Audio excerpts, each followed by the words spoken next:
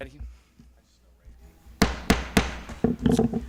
right, we're calling this meeting to order on July 14th, 2025 at 6:01 p.m. We are back in open session, and we are at item number 4, the invocation. Dr. Joyner, if you would lead us in the invocation, if everyone would please rise. Let's pray.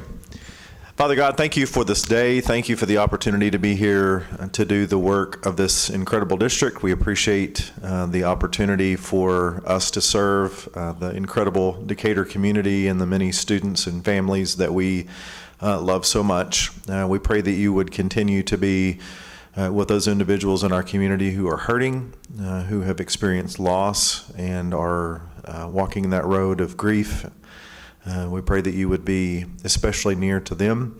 We pray that you would be with each decision that we make tonight, that it would be in your will for us and for our district and for the community that we love so much. And we pray this in your name. Amen. Amen. Everyone would turn towards the flag for the Pledge of Allegiance. I pledge allegiance to the flag of the United States of America and to the republic for which it stands, one nation, under God, indivisible, with liberty and justice for all. Thank you. You may be seated. All right, item number 6 is public forum, and we did not have anyone sign up, so we will move on to item number 7, the superintendent report, and she can tell us all the good stuff that's going on in our district. All right, so we've got a few things to share. At the high school, we actually had 16 students score a 5, which is the highest score on their AP exams. World history, we had 1, U.S. history 3, government was 1, Spanish language and culture 7, English literature and comp 1 in each category, and then calculus was 2. So that was an awesome accomplishment for our high school students to get the highest possible score there. We also recently found out that we were selected for the LASSO Cycle 3 grant, Part C, and so we'll actually receive $317,000 for K-5 math and then $200,000 for secondary math instruction. And the secondary grant has allowed us to post a math interventionist position that will be fully grant funded for next school year. And then Rain Elementary hosted a summer school science hero program. The event was designed as a fun, interactive assembly for summer school students, and so they learned about different science topics and enjoyed hands-on experiments, bringing their textbooks to life. So just a fun example of kind of what we want to do here with the hands-on learning and even doing it through the summer. So that's all I have. Okay, great, thank you. All right, item number 8, the consent agenda. We'll bundle all these into one motion, but we can go through these individually. 8A is the Texas A&M AgriLife Extension Contract and Adjunct Faculty Agreement. We do this every year, and I don't know if does anybody have any questions or discussion about that piece of it? Okay. And then 8B, renewal of property and liability insurance. If you want to enlighten about what, because we're actually about the 1% that we actually came out pretty well this year. Yes, yeah, the increase for the region has been like about 5 to 10%, and our increase here was about 1%. So that was a huge financial win for the district. Okay, and then 8C is the vehicle purchase and budget amendment. We do need to probably have a little discussion about that, just kind of explaining what all that is involved in that. Yes, so that's for a CTE vehicle. We were able to obtain some additional CTE funds through some coding fixes based on the CTAT audit that they presented, I believe, in April. And so once we got some of those coding errors fixed, we generated additional funding, which increased the amount of the 55% we needed to spend. And so that'll allow us to get a vehicle to transport those students back and forth, like FFA and those CTE groups. And so we have that as an opportunity for y'all to approve tonight. Okay. And then on the minutes 8D, one thing I noticed that we need to make an adjustment on is that the vote for the SRO on that particular situation, Chief Campbell abstained from the vote because of his position, and it's listed as a 6-1 vote. It actually should be a 6-0 vote. So he was not voting. So I just want to make sure. So it doesn't look like, Chief Campbell, you're voting against it. So that would not reflect well on you. I see, I got your back. So, and then 8E, budget amendment. Do you want to talk about that? We'll explain a little bit.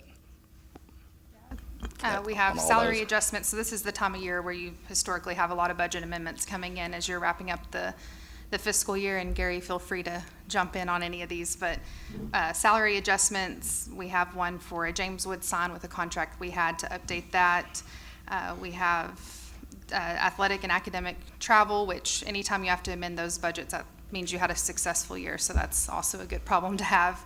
And then legal services to increase that budget code as well. Okay. And then, anything, Gary, you want to add to any of that, or not? No, the fee adjustment one is, we're going to talk about later.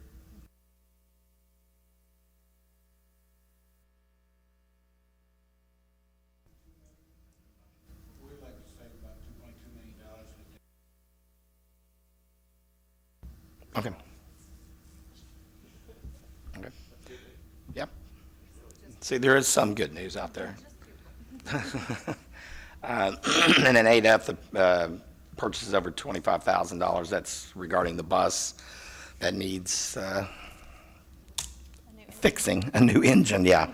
And they're not cheap, but it's kind of nothing we can do about that. It has to be fixed. And then 8G, personnel. I don't know if there's anything we need to discuss there. We discussed all that in closed session, so I think we're good there. So really what I just need a motion for overall the consent agenda. Mr. President, I recommend to approve the consent agenda as presented to the board. I have a motion from Chief Campbell. Do I have a second? I have a second from Ms. Schneider. All those in favor say aye. Aye. All those opposed say nay. Consent agenda passes 5-0. Item number 9, which are our discussion items. First is the 9A 2025-2026 compensation plan update. Obviously, this has gotten a lot of there's a lot of moving parts on this. It's very complex. There's and a lot of things we're looking at. There's a lot of things we still don't have all the pieces of information that we need. So we are working with TASB as of today. I know Ms. Williams had and I think Mr. Lackey as well, had a call with TASB trying to understand exactly all the ramifications. We obviously want to take care of all of our employees and make things right with everyone, but there are a lot of considerations we have to look at. So, and then some things have a downstream effect. So I don't know if there's anything you want to add to that, Ms. Williams? Okay. No, Okay. yeah, we're still working with TASB, and they typically make what are called equity adjustments. And so when you adjust teacher salaries, they look at how that impacts the equity of any position above that as well. And so we're looking at the financial implications of that. As everyone knows, we are in a deficit budget, and so we'll have to proceed with caution as we make those tough decisions and still acknowledge the work of everybody that helps make this district great. So Yeah, their legislature did some good things. I will give them some credit for what they did, it was lacking in what they did. There's a lot of things they left undone that unfortunately now falls on the districts to try to fix some of the things that they did not take into consideration or that they did not address. So just know that we are trying to do everything we can to make things as equitable as possible. Any other discussion on that? If not, we'll move on to 9B, which is the Texas House Bill 1481, student use of personal wireless communication devices. Another thing that came out of the legislature was that the bill passed banning wireless devices, phones, Apple Watches, those sort of things. But they're leaving it to the districts to make their determination on how they're going to handle that and administer that. So this is not an action item for tonight, but it is something that we can discuss in open session. So I'm opening up right now for any discussion on thoughts on that. our current cell phone policy, does it include Apple Watches? I don't think it does. I mean, I'm just curious. I don't think they It- banned the watches, no, yeah. That- Yeah, so that will be new. Yeah. So this that will year. be the new Yes. part. One of the new parts. The other piece is they cannot operate during the school day at all. So I think we had some exceptions where they could have them in different areas of the building, and all of that is no longer allowable under, yes.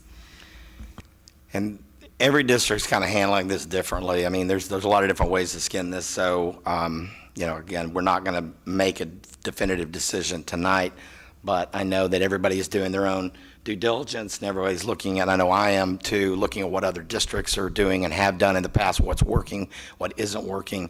There's all things from, having baskets where they collect it all to pouches. Some districts are doing. I'm not in favor of spending a lot of money on pouches. I think we need to take care of this ourselves, and, we're going to trust our kids, and we're going to trust our parents to support this. And we will need the parents to support this. And I recognize that there are some parents that are probably not going to be overly excited about this, that they can't get a hold of their child during the day, but it is the law, and we have to enforce it. So we will be coming back with a recommendation, or the administration will be coming back with a recommendation with the support of the board, and we'll do the best we can with this and make a decision that is going to affect everyone, but we're hopeful this is a positive change. I can't imagine how hard it is to teach and to administer school when every kid is sneaking a look at their phone, so. Another question. Will we address any, I mean, kids find a way, right? They find a way to communicate. They're just going to go to their MacBooks and, email each other or play games. So will there be any, will we address I'm sure that we have some sort of blocking sorry, that one, my bad. Yes. How will that be addressed? Or do we have an answer for that yet? We have some of it already handled. There is some policies in place to prevent communication outside the district to a certain level. You hit nail on the head. It does need to be looked at more. Where there's a will, there's a way. Right, and so honestly, I'm more worried about gaming on their computers, because that is, that's what they're doing on their phones most of the time, is gaming and Snapchatting and all that stuff. The filter that's currently in place does block gaming on the device itself. All gaming? Anything that's not defined as educational gaming. Okay, I was just curious. I feel like this is going to be probably a more of a departure for our elementary students than perhaps even the secondary students. And maybe I'm really, really wrong. But I feel like our secondary students have been kind of acclimated to this over the past year. And so I understand what this means for me, especially for moms and dads. And I'm one of them. I think that's going to be tough because we're so used to being able to hit our kids at school. And so when we say not so much, and there's lots of options out there, and probably Lyle, I don't know where Lyle is. Lyle could probably tell us. It seems to me that the pouches are really, really cumbersome in terms of the administrative piece. Somebody's got to unlock them. Somebody's got to monitor, as they're walking out the door or walking in the door. It just seems like a lot. That is what we're trying to balance with the administration. Ms. Allen and I have had conversations, Dr. Weber and I, is the burden that puts on your APs and your principals to try to monitor that is huge. And so figuring out ways we can support them while also ensuring that, instruction, that students are engaged, and that the teachers are also holding up their end of the deal in the classrooms, and ensuring that the students aren't on a device, and enforcing that rule in each classroom. And so there's still a lot of discussion to be had. July 18th is kind of the date we've been given that the model TASB policy will be put out for us to at least kind of see what they're proposing this looks like and their interpretation of the law. And so that may help guide the conversations moving forward. So we're waiting for that day to come. We'll see what they put out there and then go from there. But we will have a special meeting on July 29th. And so the hope is that with us starting, convocations August 1st, with school just around the corner, that we have that policy adopted on the 29th so that we're ready to roll when school starts.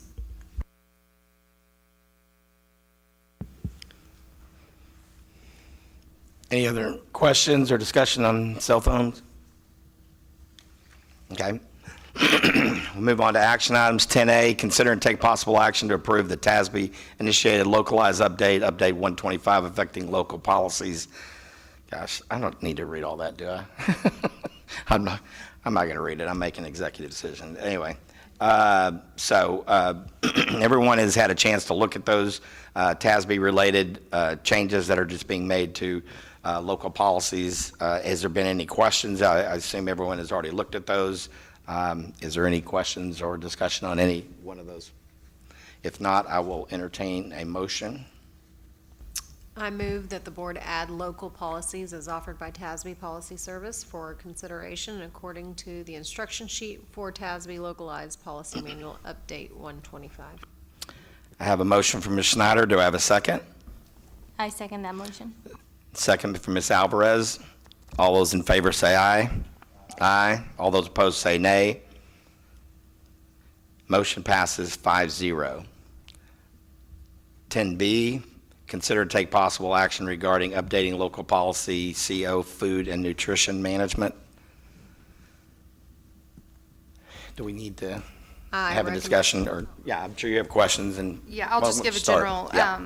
so in the past, the words unlimited time were in policy for student meal accounts, and so we've just changed that to allow purchase for up to a total of $50 to cap that, so the district isn't held responsible for those large balances. And Kimberly's here if there's any questions you guys have for her. She's done a great job of reviewing what we have and making sure that we're in compliance, so we're super thankful for her work on that.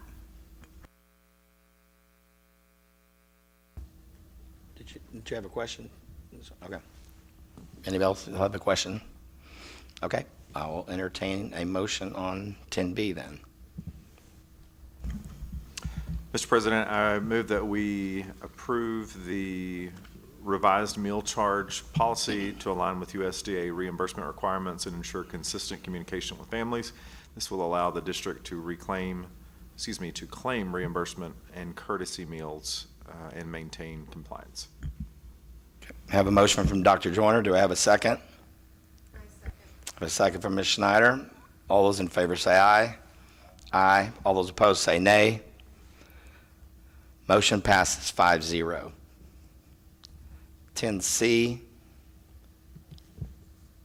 consider and take possible action regarding updating local policy DEC compensation and benefits, leaves and absences.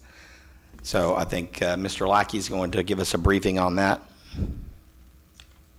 Yeah, what I'm coming to you today, just to kind of give you an update on what we're wanting to add to this policy, is a bereavement leave that will benefit all of our employees. And we are one of the few districts here that does not have this in the policy. And so in looking at this, basically what it would be, it would say an employee shall be granted 5 days of bereavement leave upon the death of a member of the employee's immediate family. And we have that defined as what immediate family is in the policy. Such leave shall be taken with no loss of pay or other paid leave. As it stands right now, and kind of what we've had to deal with currently is if this happens to a staff member, then they're having to take days out of their local. There we go. Having to take state and local days. I usually don't struggle with a microphone. But this bereavement leave would give them the 5 days of where they're not having to tap into that right when this happens. And so it's just kind of a peace of mind and something that really not much cost to the district except for subs for those days. And so it's just something we think will be beneficial to our staff and help our district out as a whole. So I just we'll take any questions if you have any questions on that. No. All right. Thank you, Mr. Lackey. If no questions, I'll entertain a motion.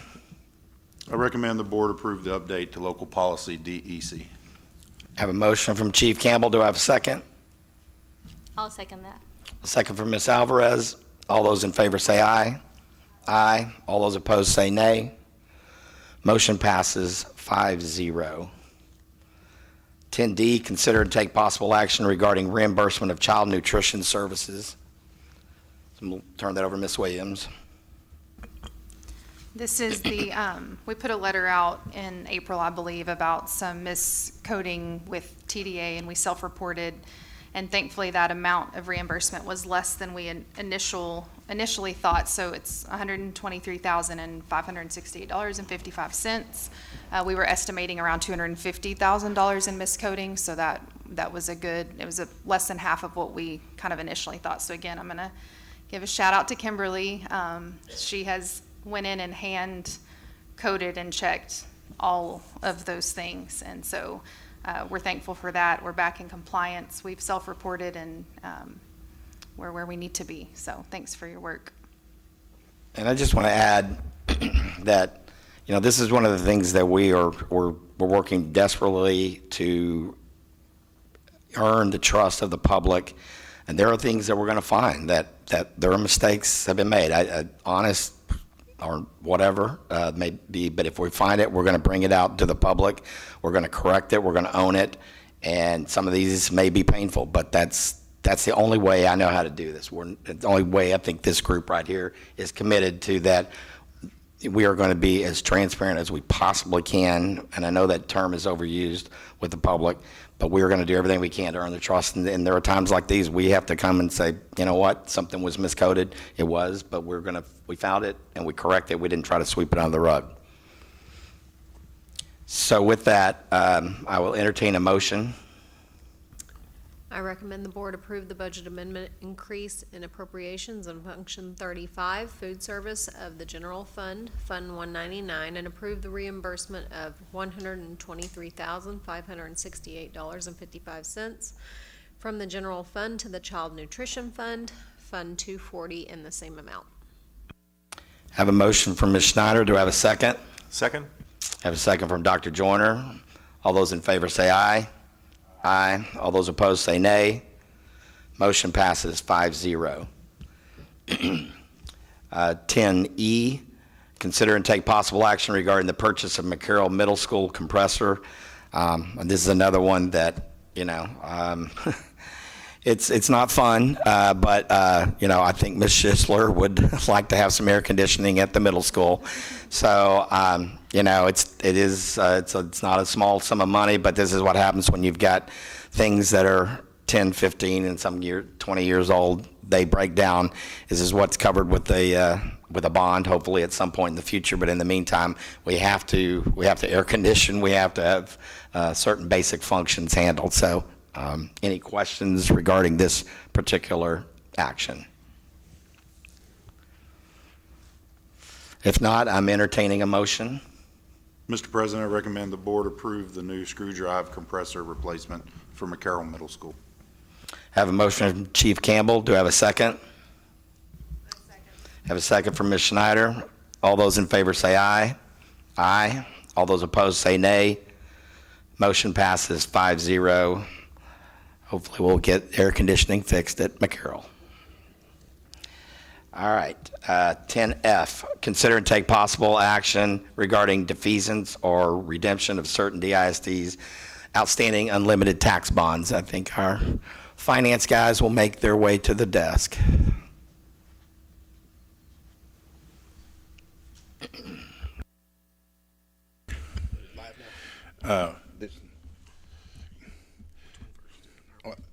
I'm going to just talk briefly, introduce Jeff. This is Jeff Robert. He's your financial advisor. Financial advisor is necessary to take the district's money and connect it to Wall Street or the people that are going to buy, and that's what happens with your bonds. They're for sale. Tonight we'd like to bring you two issues. One, we'd like to pay off some bonds early to save the taxpayers money, and we have some refunding, which is essentially refunding bonds at a lower interest rate that were issued at a higher interest rate years ago. And to do this should save our taxpayers taxpayers over $2 million. So I'll let Jeff Robert, and it's Robert, he makes sure he tells me it doesn't have an S on it, so it's Jeff Robert. And he's a good guy, and I know he's a good guy because I was driving in my car, and I was going through the finances with him and asking him questions, and after I got hung up, my wife said, he's a good guy. So I don't know how she knows that, but we know that because of that, he's a good guy. Jeff, there are two issues. This is the first one. He will do the next one as well. Thank you. Wrong one.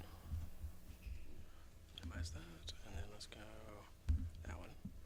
And let's go view full screen. There you go, sir. And just right. All right.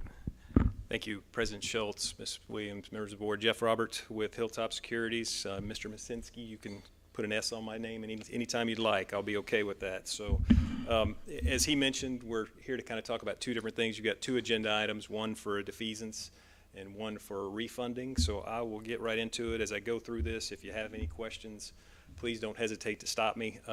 This first slide, slide 3, what we've done the last, I guess this is our 4th fiscal year in a row, is that we have used some money out of the current year INS budget and paid off bonds early. In doing so, we've saved interest for the taxpayer, but also reduced principal amount as well. So if you go to the left there, you can see in 2022, we paid off $570,000 in bonds, $1,670,000 the following year, $3,730,000 in 24. And then it's that time of year again, August, right before your fiscal year end. I'd gotten with Mr. Masinski, and he said you have about $3.62 million that's available to do a defeasance. And so if you look at the bottom of each of those, that shows you the total amount saved. When we total these up, the projected total amount is going to be about $1.738 million. But overall, when you include that principal amount we've paid off over those years, it's about $11.47 million in debt service that's been reduced, which is great. Because that opens capacity for future authorizations. And I define defeasance over there. It's really a fancy word for pay off bonds, basically. So that's kind of the first item, I believe. The next page just kind of show you your tax rate history, and I did a real poor job of numbering columns here. I went from 1 to 4 to 5 to 6. But if you'll go to column 5, I guess, that's your INS tax rate. And you can see back in 2021, the board had decided, let's go ahead and keep the rate the same and pay off bonds early and reduce the amount of debt that we have outstanding. And so that's why we've done those defeasances over the years. And in red, you can see there just a bit of trivial information is that your last 2 years total tax rate is the lowest tax rate that you've had in Decatur ISD since fiscal year 1993. So quite a long time. So that's really. I'm sorry, I hate to interrupt you, Jeff, but I just want to add one thing. Yes, sir. Real quick. This is more for the publics because there's always misperceptions on how things. And just know that Decatur's tax rate for 2025 at that 90 cents is one of the lowest. It's certainly one of the lowest in the area. It's one of the lowest actually in the state. So there's a misconception that we're flush with money and we're just doing fun things with it, but. You definitely have neighbors that have far higher tax rates. Yes. Yes, sir. That's an excellent point. So again, since 1993, this is the lowest tax rate in the district. So that's kind of the information on the defeasance. Once again, we're just wanting to use the leftover money from the current year levy to pay off as much bonds as we can, and we would probably get that taken care of in the next couple of weeks if that's something that the board decides to approve tonight. Now let's go to the refunding. Part of Senate Bill 4, so what we've been doing, we just talked about defeasances. What we've been doing each year is we've been paying off bonds early. Part of the language in Senate Bill 4, believe it or not, is not going to allow that going forward without a penalty. And basically what that penalty says is that for every dollar that you levy over and above your scheduled payment amount, you're going to lose $1 of hold harmless monies. So when we do the defeasance, it's not a scheduled payment. It's something that we do with leftover money at the end of the year. However, you do have a refunding that will generate savings and really accomplish the same thing. So right now, the way your debt exists as is, on this next slide with the graph, the blue bars correspond with the left vertical axis, which is your annual bond payments. Your net bond payments, excuse me. The green line corresponds with the right vertical axis, which would be your projected INS tax rate. So we would project right now, since we can't do a defeasance, that you would drop quite a bit, probably below 14 cents, and you wouldn't be paying off any extra bonds. However, you have a refunding that we can do for savings where we can, in essence, accomplish the same thing as a defeasance by accelerating the payment into next year, not raising the tax rate and lowering future debt service, which again increases capacity for future issuances if needed. And so the refunding, there's a lot of numbers on this page. Thankfully, I got the columns numbered right on this one, but in columns 1, 2, and 3, we've got the bonds that we'd be refunding. So in the Series 2015 issue is currently callable, meaning that we can immediately call those bonds in with a refunding issue, and refunding is synonymous with refinancing. But those are the principal amounts we have outstanding in 32, 33, 34, and 35, the interest that's scheduled to be paid, and then the total P&I. And if you go over to column 4, 5, and 6, this would be the refunding issue itself, to where we would structure a payment in 2026 that would get you to the current tax rate and in essence pay off $3,635,000 next year that otherwise was not scheduled. As a result of that, you can see the interest savings in column 7, $185,000 for several years, and then upwards of between $900,000 and $1.4 million thereafter, for a total savings of $1.53 million. So the 2.2 that Mr. Masinski had alluded to was the defeasance savings plus this refunding savings, and again, it would result in that structure that you see there. Now, if some of you recall, whenever you do a refinancing or a new money issuance, you can utilize what's called parameter order. And what's in that parameter order, it's allowable under 1371 if you're issuing new money for bond issues, 1207 for refunding. The board would delegate final pricing authority to Ms. Williams or Mr. Masinski. The board establishes and approves the parameters that are in the order that's been prepared. And so those are the different variables that are in there for the different parameters that are in there, the green bullets, and the delegated pricing officers can only approve the issuance of the refunding bonds if the parameters are met. And then the last page, the parameters are included in the refunding parameter order: superintendent or CFO or interim CFO, the maximum principal amount. We won't issue more in refunding bonds than bonds that are being refunded. The maximum true interest cost, which is basically the average interest rate, would be a max of 450. We'd have to have what we call positive present value savings. If you go back to this slide here, you can see on the bottom right, the top section, the bottom right of the top section, present value savings is about $218,000 or 3.74. We would just need to have it a positive number. And then the final maturity date would be the same maturity date that you currently have on the bonds being refunded. And the delegation expiration is 365 days, although I think we would do it much, much quicker because we'd want to try and get this executed before you set your tax rate. So I know I flew through that pretty quickly. If there's any questions, I'd be happy to answer them.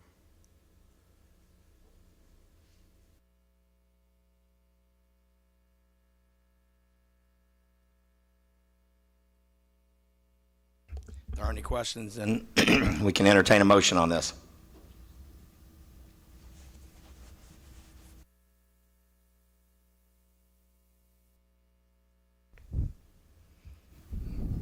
Class, anyone? So there will be, We're on two separate 10F. motions. 10F, yeah. I'm sorry, 10F.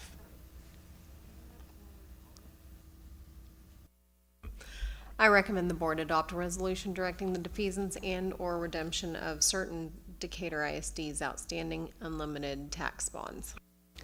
Have a motion from Ms. Schneider. Do I have a second? I'll second. Second from Chief Campbell. All those in favor say aye. Aye. All those opposed say nay. Motion passes 5-0. And Jeff, you can now take over on 10G. Oh, you already, okay. Is there anything else you need to add on that? I don't think so. I can Okay, answer so we your just question. need to do a separate motion on that one. Yes, sir. Okay. On 10G, so guys, I need another motion. This is on the refunding piece of this. Mr. President, I move that the administration,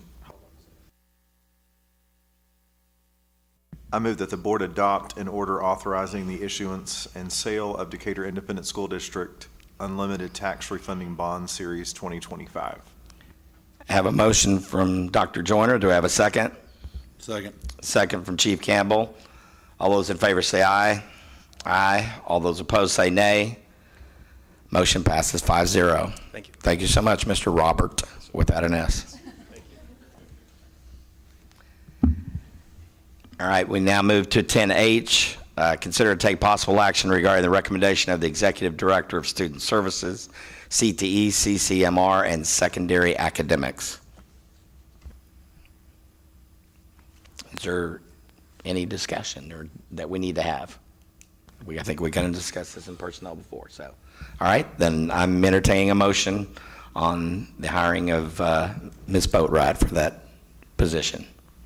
Mr. President, I proudly recommend that the board approve the hiring of Debbie Boatright for the Executive Director of Student Services, CTE, and CCMR, and Secondary Academics. I have a motion from Dr. Joyner. Do I have a second? I have a second from Ms. Schneider. All those in favor say aye. Aye. All those opposed say nay. The motion passes 5-0. Congratulations, Ms. Boatright. All right, we move now to Section 11A, the Decatur Education Foundation update, and I would like to say thank you, Mr. Haney, for coming back. We appreciate your understanding of the situation last month and your time to come back. So, Red, there we go. It was the right thing to do, so no problem. All right, good evening. My name is Blake Haney, and I'm honored to serve as the president of the Decatur Education Foundation. And I want to thank the board for giving me a few minutes to provide this past year's update. Letting you all know how much we're donating back to the school should be an easy and fun conversation. Before I give this update, I want to recognize some of the hardworking board of directors that we have. They're in the audience, if y'all wouldn't mind waving y'all's hand there. There's definitely more. There's about 18 of us, I believe, in total. And then thank you to Monique Bird for being our wonderful leader, executive director of the foundation. So as I give this update, I want you to be thinking about, although I'm speaking, be thinking about all the hard work these people put into this. Also want to draw attention to the fact that this community really does show up. As someone who grew up and graduated from Decatur, I'm even more honored and proud to highlight the generosity that exists in this community. There are families and businesses that not only support DEF, but they support many other organizations, both affiliated and not affiliated with the school, such as the PTOs, the booster clubs, and many other organizations. Yet they still donate to us as well. So now into some of the numbers that we have. First thing I have is just the update on the balance we had in our accounts at the end of last calendar year. We had $81,086.09. But as always, the bigger story is not what's in the bank, it's what we did with that money and how we directly benefited the Decatur ISD students and staff. So in total, the foundation contributed $112,000 back into Decatur ISD during this past school year. Thank you. Of that 112, about 95,000 went directly to staff and teacher grants.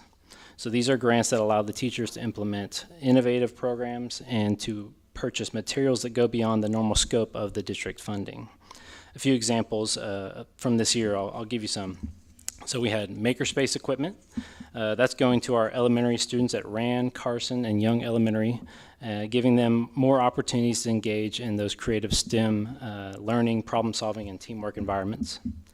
We've got career and technical education equipment. That includes stuff like woodshop tools, culinary arts equipment, metal shop tools, anatomy models. We've got law enforcement simulation gear to help prepare students for future career pathways as well. We had technology grants. Those went towards esports, they went towards instructional tools, and they went towards technology that gives our students more engaging and modern learning experiences. We had fine arts resources, such as replacing an extremely old and faulty lighting console at the high school auditorium. And when I say old, I mean it was a 30-year-old console. So well timed to replace that.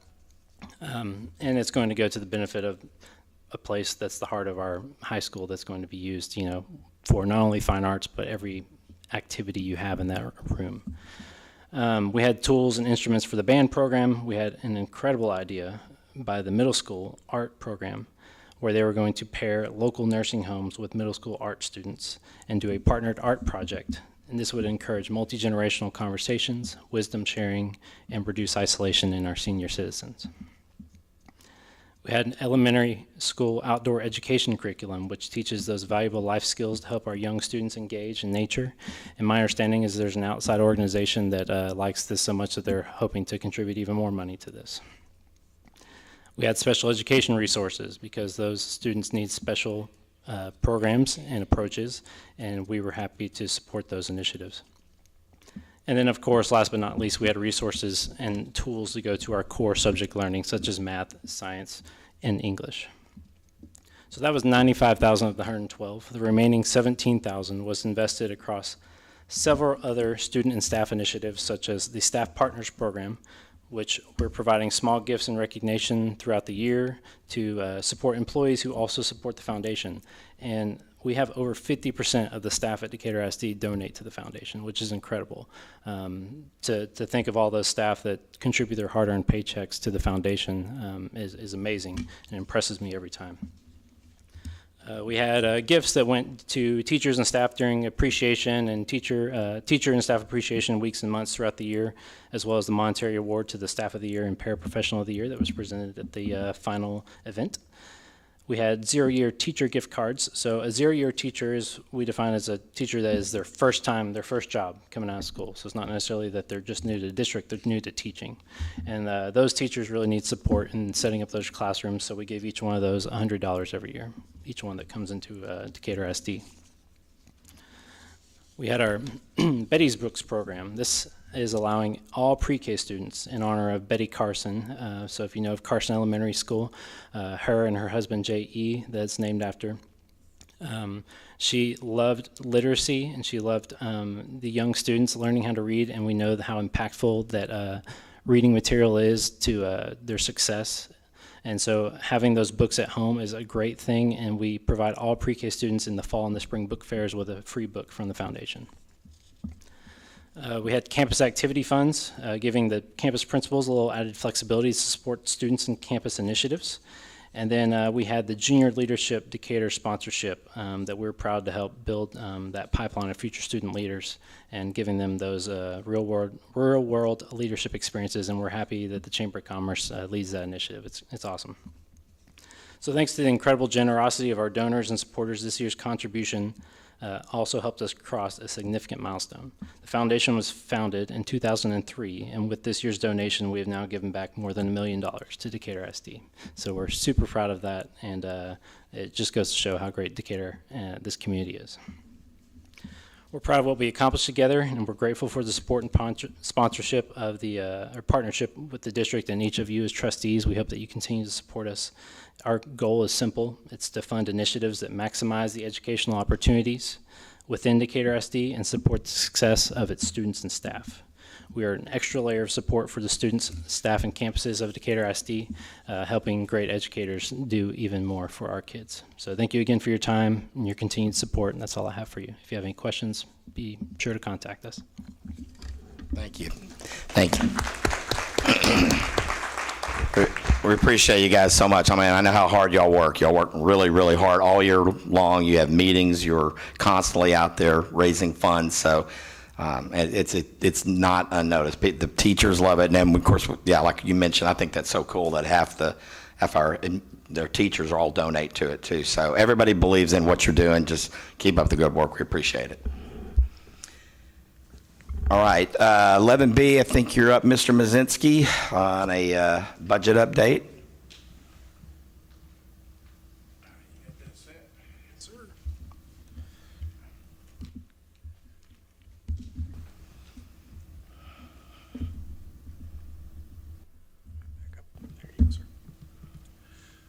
Thank you. Well, I'll try to go reasonably fast. Don't let some of the little numbers, they're not there for you to worry about. They're really there for you just to see really what the verbal description is. We want to talk about how are the finances. Before HB2, there was two philosophies. One was the money's not enough to fund the education, and another was from people as, oh, the schools have enough money. Look, this school has increasing fund balance. How does that work? And we talked 2 times ago about how if you're a fast-growing district and you're getting money, you know, you can have a classroom of 20 kids and add, you know, 3 more, and your expenses don't go up, just your revenue does. So we talked about that the first time. After House Bill 2, pretty much everybody says, well, this helps, but the majority of the funding they gave us is dedicated to it's like, here's a bunch of money, but you have to spend it on this. It reminds me of a wedding gift. Somebody says, I'm going to buy you wallpaper, but I get to pick it out, you know. That's kind of what you're up against. What are the challenges influencing us for 25-26? And let's say 2 points. We can't really move forward until we know where we've been. You'll really know where you've been when you get the audit in. We'll have some projections that I will do, but the auditor will then spend 2 or 3 months going through all the numbers and and then finding out. It would be great to have that information now, but it will play a key point in where you move forward, because what you'll see is whatever is embedded into the system that we're in now will continue to roll forward, okay? Good things and bad. Where are we going? And that is what we're going to talk about tonight. I have everything in the budget except for our salaries, and we'll talk about the reason that is, even TA has not finished their salary models. Like, a budget is like a rocket ship, and once you set it in motion, you can study it during the year and analyze it and look at financial statements, but the reality is once you authorize funding, it is hard to call back.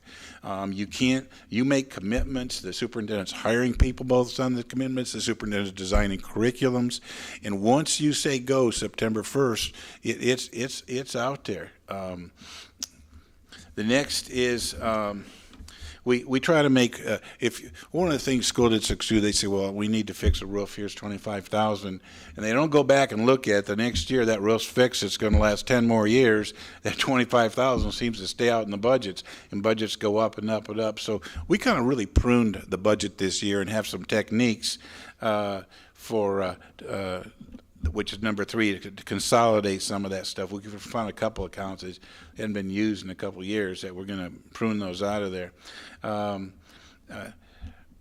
One of the things that we're doing is there's a lot of stuff in the budget that this account for kids travel, this account for kid, this account for travel, and then some of them, you know, they overspent with kids did, and other not enough. We're going to consolidate some of that stuff, but the catch on that is it takes the firmness and support from the board and superintendent, because what happens that is you say you put everything in travel and the sport's over, someone may look and say, oh, there's $10,000 of travel. I need to use that on my sport. Well, you know, albeit, don't worry, the boys haven't traveled for baseball yet, you know. So we're going to consolidate that. But those funds, like certain funds like travel, athletic officials and stuff, those are the superintendent's accounts. Because you can't come to the end of the year and say, okay, baseball team, you can't go to state playoffs because we only budgeted enough. You know, it's a two-way street, because you're going to send those kids, especially in Decatur. Okay, and so we're going to exercise more control in those non-supply accounts so that superintendent can do her job. We're in a every district in the state of Texas is at an inflection point here. The old system is gone. The thinking was gone. The way they allocated money, the old system pretty much gave it to you and told you to do it. Now they're actually getting into allocating salaries based on the number of people you have. Go out and hire some more people, they're going to give you some more $4,000 and $8,000. It's quite a very different ball game. So I pretty much, and so much has happened this year, the general philosophy I told Ms. Williams is, let's just get this year over with, wrap it up, and move forward into a new direction. I don't know whether that's good news or bad news, but I think there's a lot of changes. I think that's the direction that we need to go. You can't go back and change anything as Stan said. There's mistakes happen. You can't go back and change anything.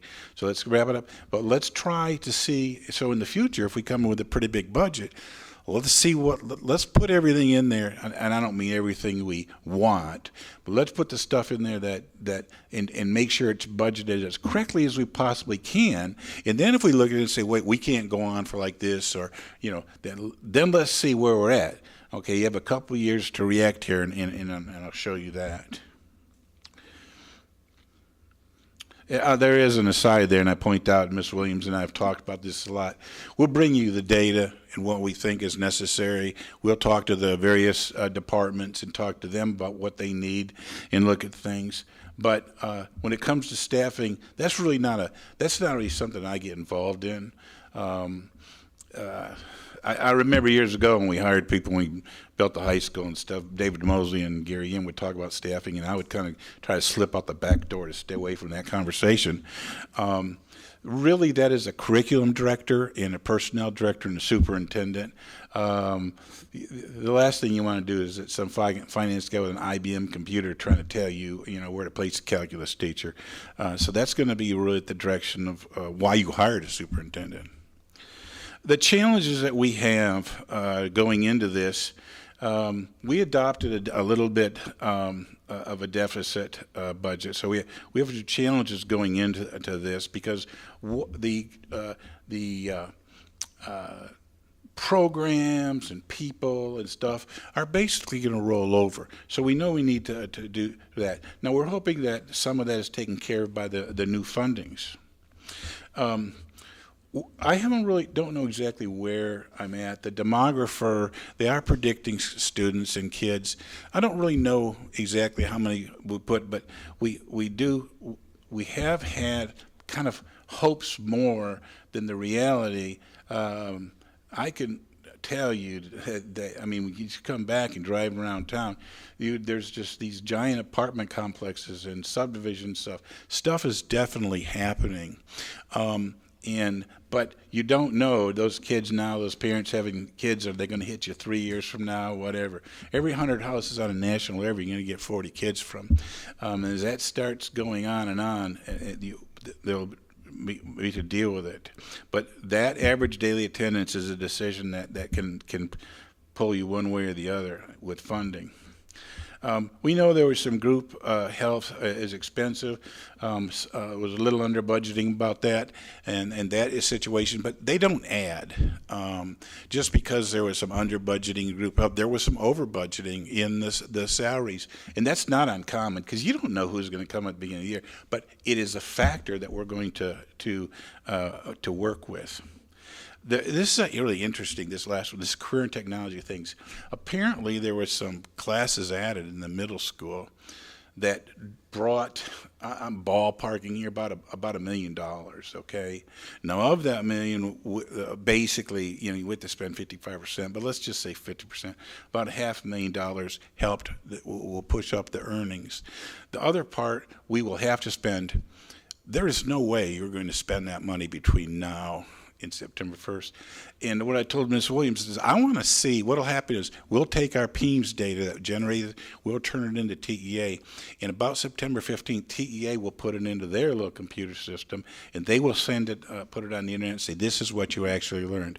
Well, I want to see that number before I ask the board to spend another $500,000. Okay, I want to see. Had we bought, I would have felt comfortable tonight buying 2 Kate vehicles because that stuff doesn't. I'm pretty sure something's going on out there with it, but it is an issue because you'll have, if this is true, you'll have the prior 24, 25 to have to work on next year, and you'll have the 25, 26 because you'll probably earn the same amount if the programs are the same. So that is an issue. It's an interesting issue. I've never seen something as a percentage that material change, and so I'm taking a pretty conservative approach with the superintendent on that one.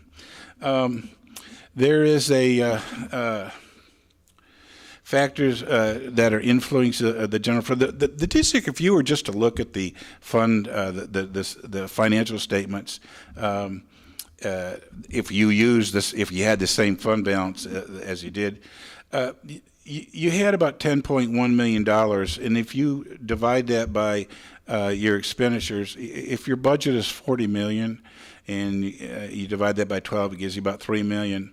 So if you figure that that's, a monthly expenditure, if you take $10 million, and that was in your general fund balance, you divide that by 3, you have 3 months operating cash. That's not that's about where you want it. That's not super high or super low. That's in the ballpark. What concerns me is that we've been kind of chewing away at that over the years. And so we're not going to do this, but you don't need to read that graph, but you can see, depending on how much you chunk away, you do approach to where you'll have cash flow issues, okay? Again, that graph, I don't expect you to see it, it's just the general concept. So that is going to be a challenge, but we need to see where the House Bill 2 fills into that. This is from TEA. The only thing I want to show you on there is this is a little blip by TEA, and they say that during the year, you're going to make more budget amendments after budgeting is initially adopted. And what they're throwing up front is House Bill 2. You know, they're basically saying we're all in this together. If I just looked sitting here on the internet, they put, remember that computer program I said they put it all in? Well, they put it all in what they think we should earn for next year. And I even had to email the girl at TA and say, just call me dumb. I don't see any of that teacher allotment funding. And she said she wanted me to actually, Gary, it's not out there yet. So there are issues at TEA that they're working on how to tell you that this is spent. And the reason it's important is we know that there's a certain amount of money that was supposed to for like insurance and for nurses and benefits. Well, what is it for? Is it for counselor salaries? What is it for? And that's what we're struggling with right now, but we'll know guess by next week. All right, this is everything except for the salaries, because we're still working on those. I'm going to go through these, and we're going to go through pretty fast, but it's going to you will understand at the end the general fund budget, which is the majority of the budget tonight. The debt service is just, how much do you owe and what's it take to pay it? There's no thinking on that one. We're going to ask on contract services that we're going to see some decreases of $33,000, and we're going to see some one-year budget allocations, some increases. That one-year budget adoption, those are funds that I'd like to use for 1 year, and then the next year take them out if you don't think they're needed. Supplies will reduce a little bit. Other operating will increase a little bit. And then that service, that little change is just the change in your principal and interest payment on that $5 million loan. Do not worry about that. You can't see any of this. My only point that I wanted to show you on this is when you look at your contractor services, you'll be able to see the next one. But, gosh, where's all that money? The things, electricity, tax, the tax appraisal fees, the contracted services for special education. Those are all things that are almost beyond our control, okay? This is even smaller than I can see. So, but when you look at those top spending categories, there are things that you actually have very little that you can do. Now, we're going to break that down a little further now. And so what we're going to look at in our contracted services budget, I'll look at the major things. This is the changes in the budget. And I'll just go, I went through there and I found some accounts half of them haven't been used in 2 or 3 years. So these are some of the reductions. That first one was a reduction. And then our computers. Our computers, Todd, when's the last time you bought computers? All right, so if you're going to use computers in the school, and I understand that you can teach a kid under a tree with a piece of paper. I understand that because that's how I learned. That's how I learned. It's good enough for everybody. But if you're going to have a technology oriented workforce, eventually you're going to have new computers. In the meantime, we've got to fix the ones we have. And so we see some $25,000 that we're allocating to help Todd out fix those. The next couple there are for a swim program. I'm not a big believer. I'm pretty much, do whatever your principals and superintendent want, but I'm a big believer of increasing the budget. There's a swim program, and I don't know who that 10,000 is going to help, but it'll help somebody. Those principals appear to really like that program, and so it's a new program last year that we kind of paid for it, but if they don't like it, they can come tell me and we'll take it out of the budget. The next couple line items, training, development stuff, the 3,000 is just kind of to catch up where it should have been this year. There's some curriculum, that 15,000 is just a reduction, hadn't been used. You look at 34 transportation, the guys, there's some increased drug testing. We have to increase $5,000. They rent that semi truck to pull the band trailer. That thing, that costs are going up for there, and there's some contracted bus repair. We're increasing in 36. We're decreasing officials at 47,250. Has been nothing but a pick account. People just been going there when they overspent travel and stuff. They just been picking it apart. So we need to find out where they putting that money that they need it for, and you'll see that later on. We're going to put it in there, and we're going to take that account. We're going to lower it since it's not being used properly. In your 41, your auditor's been. I suspect you probably had to amend that every year. Your tax collection expenses, that's Monty Shaw's department. Those just, we anticipate those going up. And then there are some tax processing forms that they need that send that form out that has those little boxes about if they had medical. It's part of that Obamacare thing. It is, I don't even think it's enforced anymore. We still need to send the forms out. They want to do it electronically. I do want to pay attention to this next one, and that is $20,000 allocated. And that's to fix the roof of this building. We have the Carson roof that can be fixed, patched. But the question is, are we going to put $20,000 and deplete the general fund if we have and I'm going to say this, I'm being very serious. There's some point that it's not my choice, but you're going to need to have some funds to start fixing air conditioners, roofs. They get old, okay? That is the part. That's what schools do. Boilers, those kind of things are absolute necessities. And as I go through this budget, we are on thin ice. We do have a fund balance that we need to work just to keep the teaching, the instruction going, but there are going to be some issues if we don't start finding some methods to repair things, okay, or to keep up. You will start getting where it's more costly to patch than over 5 years if you just replace. And Carson's roof would be one of those things. However, back to this 20,000. If you go out here down the stairs, turn to your left, you'll see I think 4 buckets on the stairs. You know, all the ceiling tiles up there. It's all stinky and smelly. That's not a good environment for those kids to come back to school in AEP. So that's that. Spend more time on this item, but that one was a frustration. It may take a little bit more than that, but Kyle has agreed that if it takes more than that he'll start with his budget. The same thing if a wind comes, and Carson's okay right now, but a big wind, a big storm could ruin it.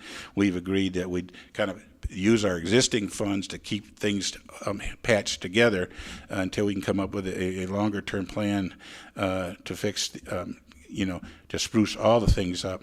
We're decreasing electricity just a little bit. That's a little over budgeted. People, CFOs hate to always decrease electricity and fuel because they're so embarrassed. What if it's too much and come back? Hadn't been used at that level in a couple years. So let's reduce it, and if we need more, we'll come back and just say, hey, we made a mistake. Let's push it up in the springtime. I do know that they have a long-term, the district has a long-term contract for electricity. The SRO may go up a little bit, or their overtime may go up. And this big was this $51,000. You pay the appraisal district. You pay the appraisal district to appraise all the property, and you see it's pretty hefty, $500,000 there. What happens is that's all prorated, but depending on what your tax rate is, and they take their total expenses and allocate it. That's where it came out to be this year. This is another thing you can't hardly see, and it is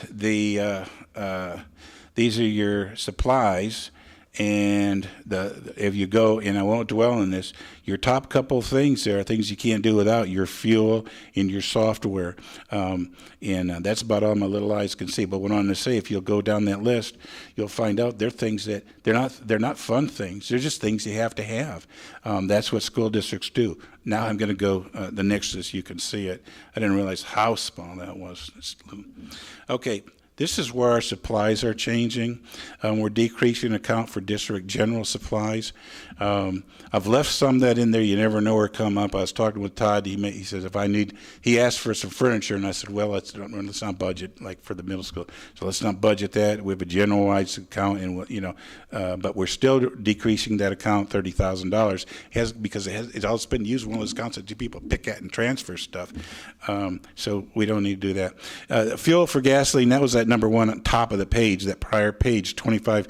We're going to take that down again. If we decide that we're going to have go to battle with another Ukraine, I guess gas could go up. I don't know. No one can tell the future. But right now, it hasn't been used. It hasn't hit that peak in a couple of years. We're going to bring that down. And there's some miscellaneous departments. Your library software has gone up and stuff. And I won't really dwell on those. We've increased the bus. Some of the supplies for buses and things like that. And then in campus allocations, 2%, those increased about $10,000. That we intentionally did that to level so that cost per kid was constant. Kyle wanted to keep good tires on the Suburban, and so we said we'd let him buy new ones instead of retreads from the junkyard. So we gave him some money for that, and I think the transportation department, they want to get some truck that has a compressor on it so they don't have to hire people to go out and do, so those are that one column. Those are one-time expenses. We'll let those people go out and do that. And we have about, all our custodial equipment is about 10 years old. I take it by the requests that I got, and about $260,000 of equipment that Kyle feels that should be, restored or whatever like that, old vacuums and stuff. I thought we'd take a whack at it with a one-time allocation this year for you. It's like those buses. At some point, you got to do something about it, and that's pretty much what this is. So rather than telling them what to buy or anything, I said we're going to start off with $40,000 and start getting some scrubbers, some vacuums, and go down the road and get this over a period of 6 years. Get that up. Those things should last about 10 years. Get that. Your 6400s, again, most of that stuff, your big, by the way, if you didn't notice, these are sorted from top down. Your big thing is your property insurance, about $1 million for that. A lot of people say, what do you do with all the money? Again, if you notice the top of all these things, fuel, property insurance, there's stuff that you have. It's just you got to have it. You wish you could take that money and apply it to, maybe teacher salaries or supplies for kids. But in order to do that, you got to have a room and to heat and insured. So those. I'm going to go for the detail that what we're doing. In the area of your 6400s, you'll notice the insurance, the vehicle, actually, they changed a little bit. Notice for the next one, for travel, it actually went up. And what I did there, I took all those, remember that one account I said it was your contracted services? I said I decreased it like $40,000 or something like that. Well, this is where I increased travel. That travel is all over the board. But while we do need to do some constraints on the travel, and I'll work separately with Ms. Williams on that, every person that needs to go to a contest in Elvard, we don't need to rent a limousine to do it. But on the other hand, we'll try to, this number is not, when I do this amendment, the request for 80, an increase, it does not push it much higher than the actual for this year. okay? This is not something I invented. All I'm doing is, this is a cleanup. You decreased in one contracted services, you're 6,200, and you're increasing here. I think that's where they were taking that money from. There's some UIL for students that, and when you increase this, you go in and you look and say, where do all these people spend this money? And you look at it, and then you look at it and say, okay, how far off are you? If you were kind of about off, that's when you say, okay, I better put a number in there. And when you really put a number in the budget, it's when it's students, like student travel. That's something you can't say, okay, let's not hire that trainer or something like that. That's what we tell Cynthia. Let's not hire that trainer. We don't need him. But you can't really tell the students, let's not go to the meet or something like that. And these are the things that we kind of have out there. When you see that 3,000 decrease, that was just to clean up an account and put it somewhere else. Extracurriculum fees, you see those are just one's 20s down, one's up, 20 up. All you're doing there, you're just putting them into accounts. I'm combining stuff. There's nothing really real in there. And see that insurance, remember Ms. Williams said the insurance went up about 1%. So the property insurance went up, the vehicle insurance went down when you look at the breakdown of it a little bit. But overall, it's roughly about 10,000 or 1% increase, like she said. And then campus allocations, they allocated more towards their supplies, so that's just a shift where the campus has took that $2,000.